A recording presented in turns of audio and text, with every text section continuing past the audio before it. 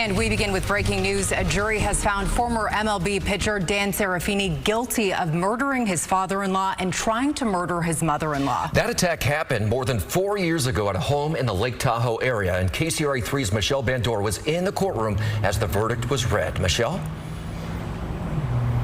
Well, Curtis, as soon as the judge said guilty, the victim's daughter, the youngest daughter, Adrienne Spohr, burst into tears, and I saw her holding hands tightly with her friends that were surrounding her as she sat in the front row. And as those verdicts were read, she was nodding her head yes while she was crying. On the other side of the courtroom, to the left of the defendant, Dan Serafini, was his wife, Erin Spohr, the oldest daughter of the victims, who is still married to him. She was quietly sobbing in her friend's shoulder. Let's listen to when the verdict was read. We, the jury, in the above entitled action, find the defendant, Daniel Joseph Serafini, guilty of a violation of California Penal Code Section 187A, murder, a felony as charged in count 1 of the third amended information. Yes, that was guilty of murder in the first degree. Now, the camera was only on the judge during the reading of the verdicts because we're not allowed to show anyone else in the courtroom, and you could see people in the background of Dan Serafini. We're going to bring you the photos of Dan Serafini and his reaction when we get them. Now, I was sitting right behind Serafini, and as the verdicts were read, he just looked down. He was shaking his head no, looking up to the ceiling once in a while, and then sometimes glancing over at his wife, but she had had her head buried in her friend's shoulder. Now, we caught up with Adrienne Spohr after the verdict was read, and she says her parents were with her today. It's been 4 years since my mom and dad were shot, and it's been 4 years of just hell. And the Placer County District Attorney's Office and Sheriff's Office never gave up, and today finally justice was served.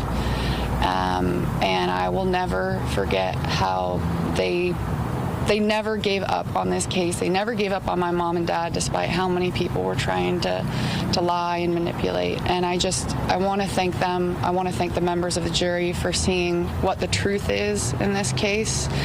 I want to thank Rick Miller for having one of the most beautiful closing arguments I think I've ever seen and will ever see. And, you know, my parents had the best lawyer in the room. And Dan Serafini's wife, Erin Spohr, was waiting the 2.5 days during the deliberation. She was here both Thursday, Friday, and today. She left the courthouse today in tears and said she didn't want to give a statement at this time. Now, as for the jury, it's been a long 6 weeks, and again, 2.5 days of deliberations of all of those counts. We caught up with a juror, and this is what she told me. She's 22 years old. She works at Starbucks, and she talked about some of their deliberations and what made them convict him. It was just the comparison of the garage video and the streetway video, just watching, like, you know, they noted the walk so many times in a day, you know, so it was just frame by frame going through each video, pausing, comparing body types, and heck, comparing shoes. Comparing shoes even was a topic of discussion for a while now. Yes, and she even told me that she believes it was Dan Serafini in that video that you saw from the victim's security video in their driveway of running into the home and out of the home on the day of the murders. Now what happens is that Serafini will be sentenced on August 18th, and he faces life in prison. Reporting live in Auburn, Michelle Bandor, KCRA 3 News. So found guilty on the more severe charges, but he was acquitted on a charge today, right?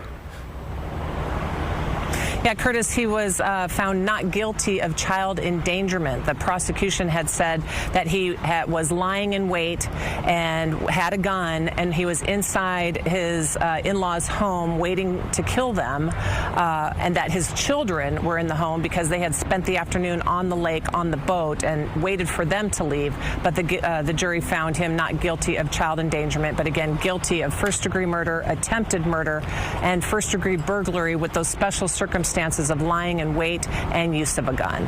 Michelle, thank you for your comprehensive coverage of this entire trial. You could read more about the trial and the case on the KCRA 3 app, and make sure to turn on breaking news alerts to be notified when he's sentenced.